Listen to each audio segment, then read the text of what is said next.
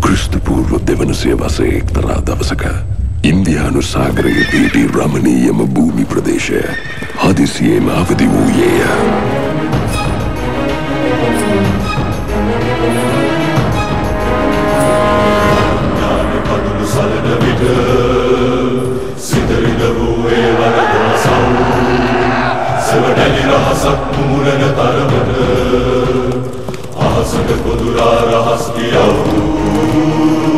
ගඟෙන් එතර ආක්‍රමණිකයෝ මෙතනින් එහා ගොළු මුහුද.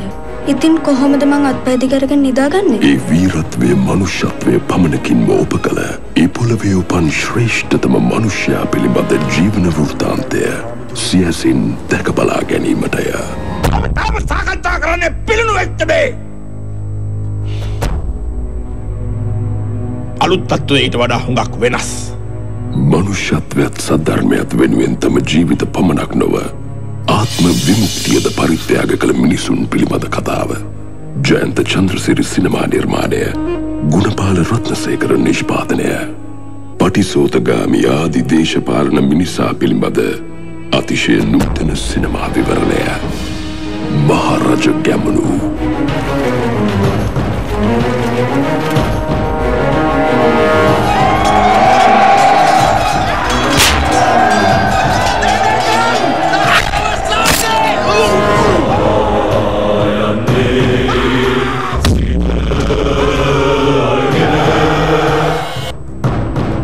ඇදුවේ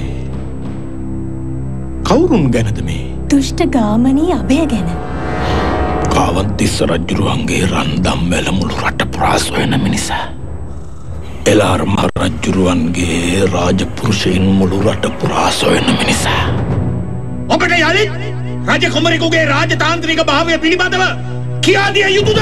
රටේ අහිංසක මිනිසුන් මදුරන් වගේ ඝාතනය කරනකොට, රාජ්‍ය පිහිසුණු තර්ජනයකට ලක්ව තිබෙනකොට රාජතාන්ත්‍රික සිරිත් විරිත් පමණක් ආරක්ෂා කර සිටීමේ බලය කුමක්ද? කට! ප්‍රවීණ සාහිත්‍ය විචාරකයන් විසින් භවිෂ්‍යත් විදර්ශනාවක් ගැබ් වූ උසස් නවකතාවක් වශයෙන් හඳුන්වන ලද කෘතියේ සිනමා අනුවර්තනය. හිද්දලයට මං එපාද? අනුන්ට අයිති දෙයක් බලෙන් අයිති කරගන්න කෙනෙක් නෙවෙයි මං. නියම පිරිමිකම කියන්නේ Tamanට උමනා දේ බලෙන් හරි අයිති කරගන්න එක තමයි. පල බරව සෙවන සදනා තුඟුරු කකිනුඹ විසල් මියුරු පල රස විඳිනා පින නැතත් සිත තුටින්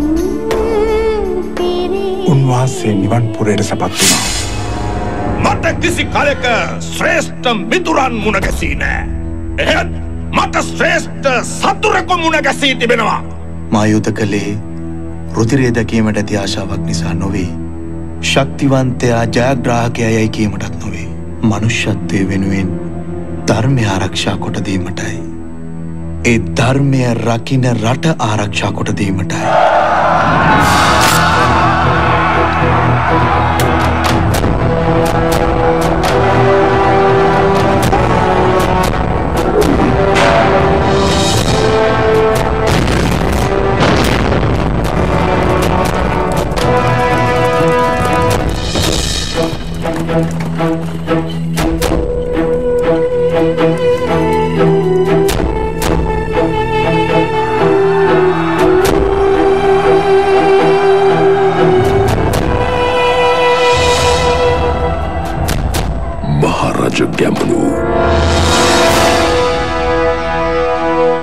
මහරජ ගැමුණු ඉතාමත්ම සාර්ථක චිත්‍රපටයක් හැටියටයි අපි දකින්නේ.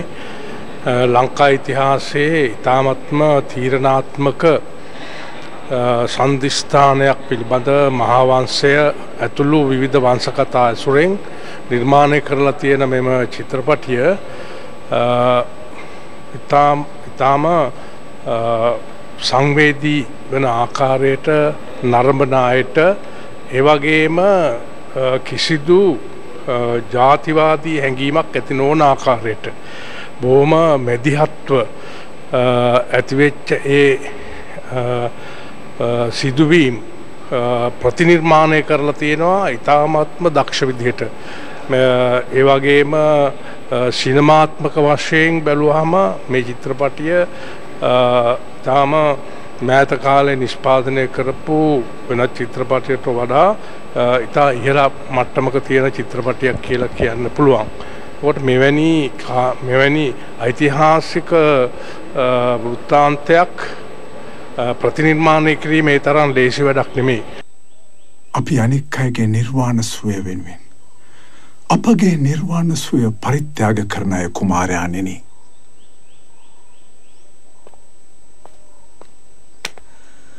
නන්දිමිත්‍ර, ඔබට මේ දර්ශනය ගැන්නුවේ කවුද?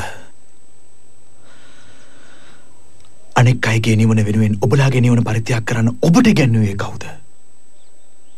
අනෙක් අය වෙනුවෙන් ධර්මය ආරක්ෂා කිරීම උදෙසා ඔබගේ ජීවිත පරිත්‍යාග කරන්න ඔබට ගැන්නුවේ කවුද? කුඩා කාලේ ඉඳලා අපිට මන්ත්‍රයක් වගේ කටපාඩම් වෙලා තිබිච්ච දුටු ගැමුණු කතාව. දැස් ඉදිරි පිට රාග දැක්වෙනකොට සත්‍ය වශයෙන්ම වැඩිම කාලයක් මා එය නරඹුවේ නෙතින් වැగిරෙන කඳුළුත් එක්ක. ඒකට හේතුව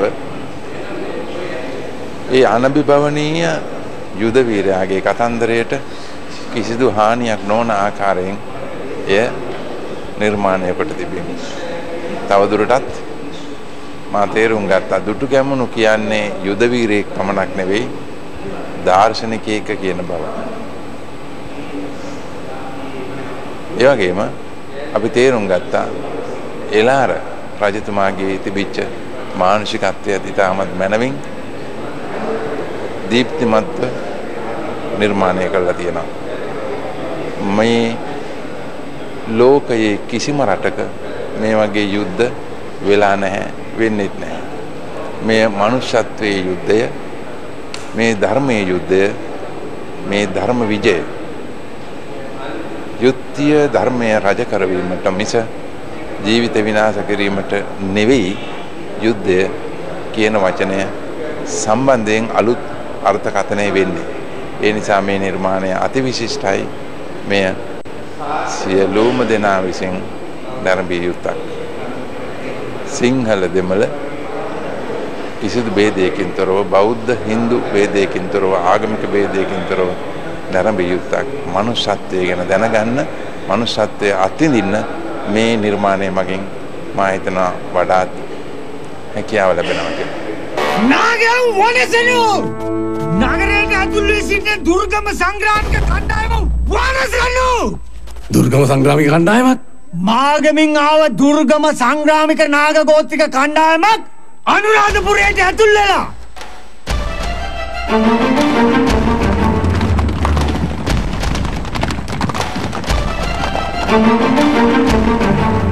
ජයන්ත චන්සිරි කලාකරුවා මේ නිර්මාණය කිරීමේදී අපි සමග මෙහි සාහිත්‍ය ඓතිහාසික පසුබිම් පිළිබඳ අපි හුඟක් සාකච්ඡා කළා. එපමණක් නෙවෙයි සඳහා අවශ්‍ය පොතපත ලබා දීමෙන් විවිධ සාකච්ඡාවලට සහභාගී වීමෙන් අපි මේට හුඟක් දායක වුණා. අපි සතුටු වෙනවා මේ චිත්‍රපටය එළි දක්වන්න සිදුවීම ගැන. මෑත කාලයේ බිහි වූ ඓතිහාසික විවරණයන් සහිත චිත්‍රපටි ගණනාවක් අපි නැරඹුවා.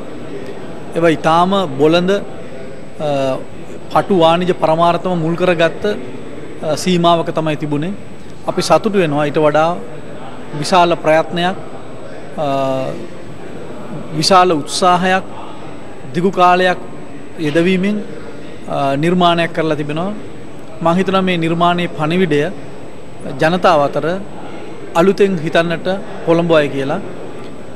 සිනමා කෘතියක් හැටියට නරඹන්නට පුළුවන් විතරක් නෙවෙයි, මහාවංශයේ ඓතිහාසික විවරණයට ඔහු අලුත් විවරණයක් සිනමා සිත්තමක් හැටියට ඔහු ලබා දීලා තියෙනවා. මම හිතනවා අපේ මිනිසුන්ගේ හැඟීම් අවදි කරන්නත්, ජාතික ප්‍රබෝධයකට අවශ්‍ය කරන මඟ පෙන්වීම කරන්නත්, අයාලේ යන අවිචාරවත් ජාතික ව්‍යාපාරය නිසිමකට ගැනීමටත් මෙය මඟ පෙන්වයි කියලා මා කල්පනා කරනවා.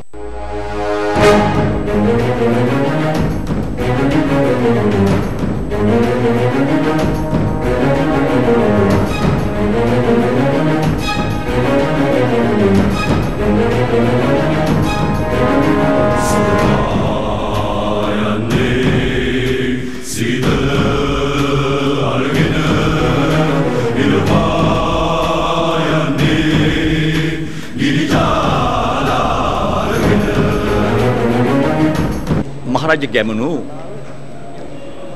කාලයකට පස්සේ අපි දැකපු විශිෂ්ට කලාකෘතියක්. විශිෂ්ට කලාකෘතියක් විතරක් නෙවෙයි මේ යුගයට අවශ්‍ය පණිවිඩයක් ජනතාවට ලබා දෙනවා. අප දන්නවා දුටුගැමුණු රජුරෝ ජාතිවාදියෙක් හැටියට එදා අඳුන්වා දුන්නා. නමුත් දුටුගැමුණු රජුරෝ මේ සටන කළේ ජාතිය ආරක්ෂා කරගන්න. රට ආරක්ෂා කරගන්න. විදේශීය ආක්‍රමණිකයන්ගෙන් රට බේරගන්න. ඒ වගේම යුද්ධය අවසන් කරලා යුද්ධේ නිමාව තුල දුන් පණිවිඩය ඉතාම ශ්‍රේෂ්ඨයි. ඒ පණිවිඩය තමයි සතුරා පරාජය කළත් ඒ පරාජයෙන් පසුව සතුරාගෙන් පලි නොගැනීම. ඒ වගේම සතුරාගෙන් පලි නොගන්නවා පමණක් නෙවෙයි ඉන් පසුව සතුරු පිරිස්වලට වෛර නොකිරීම.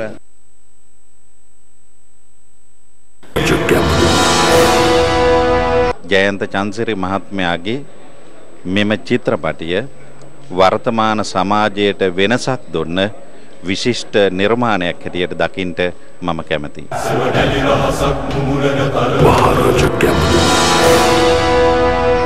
අපි එතුමන්ට මෙවැනි තවත් උතුම් කාර්යයන් රටදෑ සමය වෙනුවෙන් ගොඩනගන්න කායික මානසික ධෛර්යය ශක්තිය ලැබේවා කියලා ප්‍රාර්ථනා කරනවා. වගේම කිසිදු ಜಾති වර්ග ભેදවාදයකින් තොරව මේ රටේ උපන් මිනිස්සු ඉතිහාසයට ආදරය කරන මිනිස්සු අත් නොහැර අත්වැරද්දක් කරගන්නේ නැතුව අනිවාර්යෙන් මේ චිත්‍රපටිය නරඹන්න කියලා අපි ජාතියේ කුල දේවතාවුන් හැටියට සියලු රටවැසියන්ට ආරාධනා කරනවා.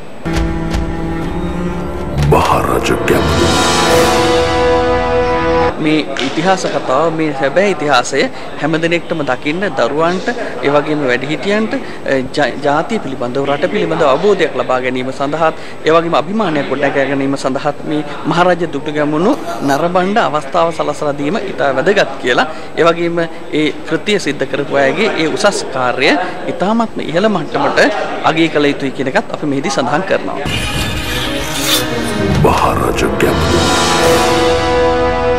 අපි බොහොම තෘප්තිමත් වුණා මේ රටේ දැන් ඉන්න પરම්පරාවට දකින්න ඕන චිත්‍රපටයක්. ඒක නිසා මම කියන්නේ ඇවිල්ලා බලන්න. ඒ වගේම සිංහලයන්ට කියන්න කැමති මහරජ ගැමුණු බල්ලවත් සිංහලයෝ හැදියල්ල කියලා තමයි මට කියන්න තියෙන්නේ. පූර්ව දෙවන සියවසේ එක්තරා දවසක ඉන්දියානු සාගරයේ පිහිටි රමණීයම භූමි ප්‍රදේශය හදිසියේම අවදි වූයේය.